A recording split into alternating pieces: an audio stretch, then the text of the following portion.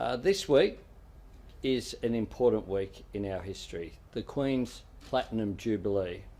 As night falls across the Commonwealth tonight, some 1,500 beacons are being lit to commemorate Her Majesty's long reign, the longest of any monarch in Australia that Australia has had or Britain has ever had, the third longest reign of any monarch in world history. In her 7 remarkable decades on the throne, the Queen has been a rare constant, an enduring, inspiring, growing presence of calm, decency and strength. Unlike her forebears, Princess Elizabeth did not choose a new name for herself as monarch. There was no question that she would retain the name that she had had all of her life. Already she was giving a sign of the stability and continuity that she would provide, and indeed the continuity that royal women have provided. Over the past 184 years, the throne has been held by women for 133 of them. There have been just 2 women, Queen Victoria for 63 years and Queen Elizabeth, the first monarch to reign for 7 decades. Australians hold Queen Elizabeth in respect and affection, even as the bond between our nations is no longer what it was at the dawn of her reign. No longer parent and young upstart, we stand as equals. More importantly, we stand as friends. The Queen has been a good friend to Australia in joyous moments like this one and through our darkest days of trouble and trial. Her Majesty has crossed the world to visit us 16 times, always to an ecstatic welcome. On the second of those visits, in 1963, she stood here at Regatta Point, where tonight we will light this beacon in her honour.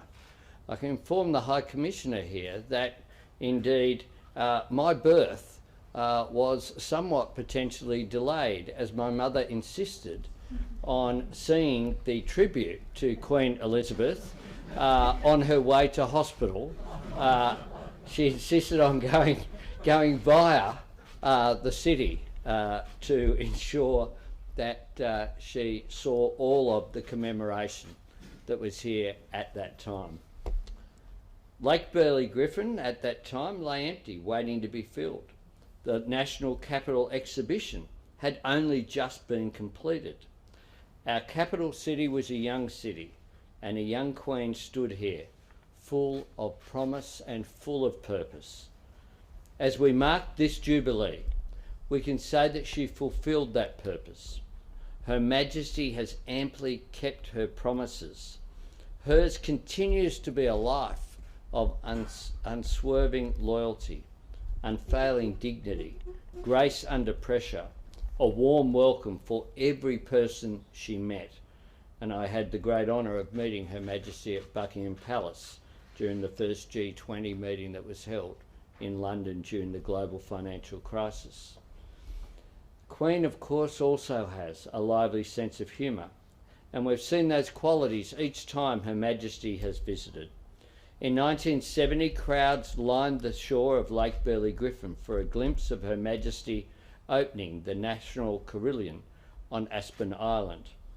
This Saturday, we will rename the island in her honour, and the bells will sound once more. Tonight, the Australian Federal Police pipes and drums have played for us. We've heard the didgeridoo played for us by the Wiradjuri Echoes, and the Woden Valley Youth Choir will sing for us a song for the Commonwealth, written by an Australian, Lucy Kiley. Lucy's words will be sung right across the Commonwealth.